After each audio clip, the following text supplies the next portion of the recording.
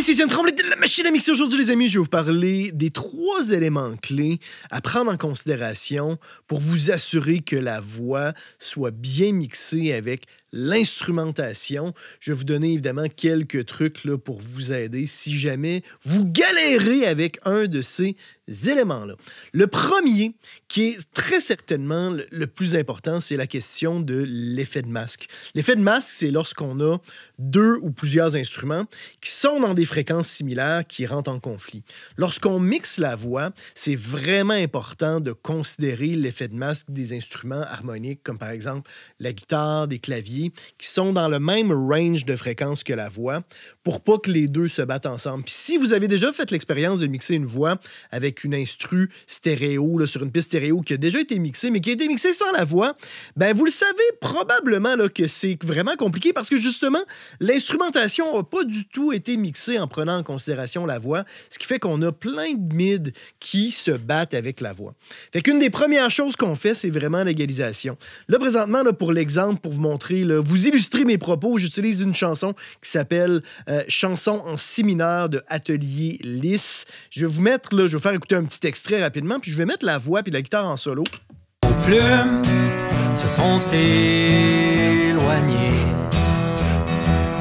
des mots qui piquent et doivent attiser. J'ai ma voix ici et j'ai la guitare acoustique. Je vais sortir les cues de ma guitare acoustique pour vous montrer un petit peu ce que j'ai fait. Là, il y a deux rôles, là, entre autres, à l'EQ que j'ai fait ici dans les mids. C'est que la guitare était un peu résonante. Puis aussi, ces mids-là entraient en conflit avec la voix. Fait que beaucoup des fréquences des voix, c'est beaucoup d'entre 1000 et entre 200, excusez-moi, et 1200 Hz. Ça peut arriver des fois qu'on a des voix qui sont vraiment aussi dans les hautes, dans le 7-8000 et plus, si on pense à des voix ultra auto-tunées, très rappeuses là, dans le trap. Là, c'est plus dans ces fréquences-là. Fait que là, il faut faire plutôt attention aux instruments qui sont dans les hautes pour pas saturer là, notre mix de haute fréquence. Mais dans ce cas-ci, il y a une interrelation avec la voix. Puis la guitare, comme vous voyez, là, elle est panée à 25 à droite. Là, on a de 0 à 100 d'un côté et de 0 à 100 de l'autre côté. Fait qu'elle n'est pas vraiment sur le côté. Fait que c'est là que ça vient un petit peu en conflit avec la voix. C'est sûr que les éléments, des fois, on peut juste les mettre plus sur les côtés. Puis souvent, on va réduire un petit peu cet effet de masque-là. Vos plumes se sont éloignées, des mots qui piquent. Je vais enlever les cues dans les mids. Ils doivent attiser. Pour le fric, vos chansons lustrées. Vous voyez, ça vient beaucoup calmer, ça vient reculer la guitare acoustique. Je vais la mettre en solo. Et vous voyez, c'est sûr qu'elle est un petit peu résonante, là. Et ces mids-là entraient quand même pas mal en conflit avec la voix, hein. Fait que donc, l'effet de masque, il y a aussi plein d'autres trucs hein, qu'on peut utiliser, là, entre autres, sur un des claviers. Moi, ce que j'ai fait, c'est que j'ai utilisé une compression multibande sidechain. On peut faire ça avec un EQ dynamique aussi, pour que les mids du clavier soient atténués quand il y a de la voix. Vos plumes. Oh, j'ai pas mis en solo la bonne voix. Prise 2. Vos plumes se sont éloignées, des mots qui piquent. Je vais exagérer l'effet. Pour le fric, vos chansons lustrées. Là, évidemment, j'en abuse, là, fait qu'on l'entend beaucoup travailler. Mais généralement, quand on fait ça de quelques dB en contexte, ça va beaucoup libérer, puis ça fonctionne plutôt bien. Moi, j'aime bien ça, justement, lorsque j'ai des instruments que je veux qu'ils soient quand même très présents dans la chanson, mais je veux pas trop que ça se batte avec la voix. Fait que ça va être une autre couche de plus là, qu'on peut faire pour libérer au niveau de l'effet de masque. Deuxième élément clé là, à prendre en considération, c'est la dynamique de votre voix. C'est toujours important de considérer le taux de compression que vous avez en général dans l'instrumentation versus la compression de la voix. Tout dépendant aussi du style vocal, de comment l'interprétation de la voix est faite. Des fois, on a besoin de plus ou moins compresser. Première chose que je vous suggère de faire, c'est d'utiliser des fois plusieurs compresseurs. Hein? Moi, j'utilise là un C2 au niveau de l'attaque, un 1176 pour écraser un petit peu plus avec une attaque qui va être plus lente. Et j'utilise même en plus de ça, un compresseur multibande. Et après, et entre les deux, j'ai une émulation de ruban. Le ruban, hein, des fois, va faire une forme de compression dynamique, les émulations de ruban. Et j'ai aussi un petit Saturne, juste pour donner là, une petite coloration. Mais déjà, avec ces trois compresseurs-là, moi, je viens quand même assez solidement là, contrôler la dynamique de la voix. Hein. Aux plumes se sont éloignés. Là, j'ai une grosse différence de volume entre les trois, là. Des mots Fait que ça biaise un peu le test, là, mais bon. qui doivent Un premier compresseur, vous voyez, qui compresse quand même de plusieurs dB. Pour le fric, Le aux 1176. chansons lustrées, C'est une voix qui est très douce, vaut mieux plaire qui n'est pas nécessairement avec un chant très soutenu. Plumé. Fait que ça rendait ça beaucoup plus compliqué. On perdait beaucoup les fins de phrases puis des moments plus subtils. C'est pour ça que j'ai quand même poussé pas mal la Aux compression. plumes Et une petite compression se sont multibande. éloignés. Parce que selon justement les Des mots passages, qui piquent, des fois je me retrouvais avec qui trop de l'eau doivent humide, pas assez de l'eau humide. attiser. Trop humide, ça permet juste de réégaliser un petit peu la réponse en pour le fréquence de la voix. fric, vos chansons lustrées. La compression multibande sur la voix, j'utilise pas ça tout le temps, mais c'est quand même un outil utile. Mais dans le cas où que votre compression, vous y arrivez pas, c'est compliqué parce que des fois, dans certains cas, quand on pousse trop la compression, on dénature beaucoup trop la voix, puis ça devient, on vient qu'à créer plus de dommages. Puis une voix qui est trop compressée aussi, on n'a plus de dimension, ça prend quand même une certaine profondeur. Utiliser des traitements parallèles, j'allais dire des traitements dynamiques, mais utiliser des traitements parallèles, ça peut être des traitements dynamiques, comme une compression parallèle. Moi, ce que j'aime bien dans des voix douces comme ça, c'est d'utiliser de la saturation parallèle. Dans ce cas-ci, j'ai le neutron que j'utilise là, pour saturer là, en parallèle. Aux plumes Si on écoute. se sont éloignés. Des mots qui piquent, qui doivent attiser. Si on écoute là, avec la voix, je vais enlever justement cette saturation-là, puis je vais l'ajouter graduellement en contexte. Aux plumes se sont éloignés.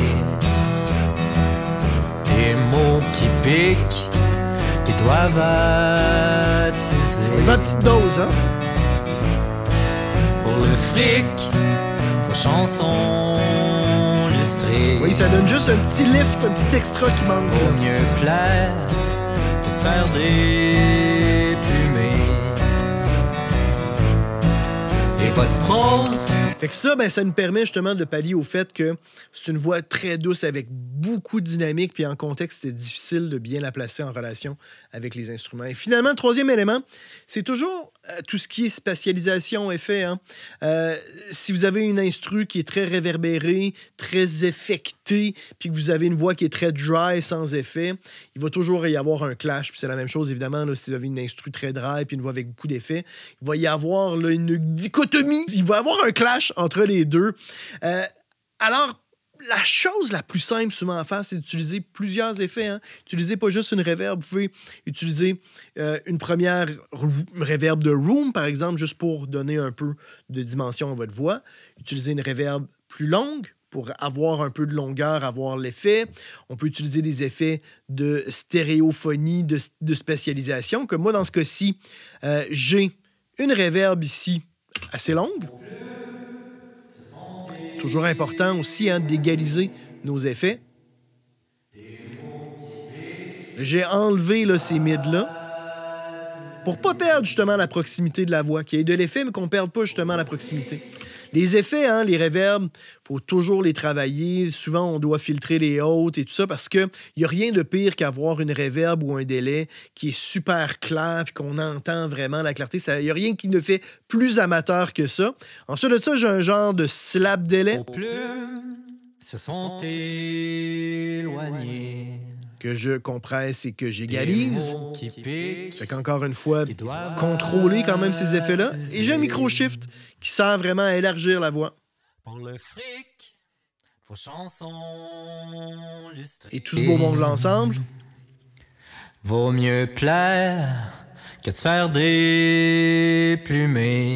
Fait qu'en ayant différentes options comme ça aussi, on peut suivre aussi la dynamique de la chanson. Si dans le refrain, ça ouvre, ça devient très, très gros, ben là, on peut augmenter la plate ou augmenter le slap delay pour à ce moment-là créer un petit peu plus d'effet, un petit peu plus de profondeur, éloigner un petit peu la voix, la grossir dans le mix. Fait qu'on peut jouer évidemment avec des automations, soit sur le send, soit directement, comme là dans le cas où, par exemple, je compresse mon slap delay, ben là, je vais plutôt faire une automation sur le retour de l'effet et non sur le send, parce que comme ça, je vais garder le même taux de compression tout au long de la chanson. Fait qu'à ce moment-là, encore une fois, on fait jouer, on vient ajuster les volumes de nos effets selon le contexte. Fait que voilà, j'espère que ces trucs-là vont vous aider. Évidemment, vous avez le volume aussi. Hein. Là, le volume, là, ça fait pas partie des éléments clés que je mentionne aujourd'hui, mais c'est probablement le premier élément clé, c'est de bien ajuster le volume de votre voix. Il n'y a pas de recette pour ce qui est du volume de la voix par rapport à l'instrumentation, parce qu'il y a toujours la question de goût, de contexte, il y a même un aspect culturel. Hein. Back in the days, là, les gros artistes, là, on fait moins ça aujourd'hui, mais fut un temps où les artistes faisaient remasteriser carrément leur album dans chacun des pays où c'était distribué pour que le niveau de la voix soit adéquat pour la culture. Par exemple, Céline Dion, ben, son album en France, il y avait 12 dB de plus sur la voix pour que la voix soit vraiment forte. Là. J'exagère, là, mais vous comprenez ce que je veux dire. Moi, je vous dirais que si règle il y avait, c'est d'ajuster le volume de la voix jusqu'à temps qu'on entende le texte, que ça soit compréhensible, et on rajoute 1, 2, 3 dB en plus de ça. Plume, Par exemple, des mots qui piquent. comme là, j'entends le texte. Baptisés. Je l'entends, le texte. Hein? On veut placer la voix au-dessus de l'instru. Hein? Vos chansons On pousse un petit peu plus. illustrées. À peu près ici. Vaut mieux plaire que de se faire déplumer. Et ça, moi, après, généralement, selon l'artiste avec qui je travaille, ben, je vais m'ajuster. Hein? Parce que des fois, moi, je vais mettre la voix à un volume que je considère comme étant très élevé. Et des fois, l'artiste va dire « Ah, augmente ça encore plus. » Des fois, ça va être le contraire. Des fois, je vais penser être vraiment au juste milieu. Et l'artiste va me demander de baisser la voix, qu'il va trouver que c'est trop fort. Fait que ça, on a des ressentis différents. Puis ça, ben, c'est, encore une fois, c'est tout simplement la question de goût. Fait que voilà, les amis, n'hésitez pas à m'écrire vos questions dans la section commentaires. Mettez un petit pouce vers le haut, abonnez-vous à ma chaîne YouTube et puis faites une recherche dans mes vidéos. Si jamais vous recherchez voix dans le mot voix, dans toutes mes vidéos, là, j'ai une tralée de vidéos sur le mix des voix si jamais c'est une chose qui vous intéresse. Fait qu'on se retrouve la semaine prochaine. C'est Étienne Tremblay pour La Machine à mixer.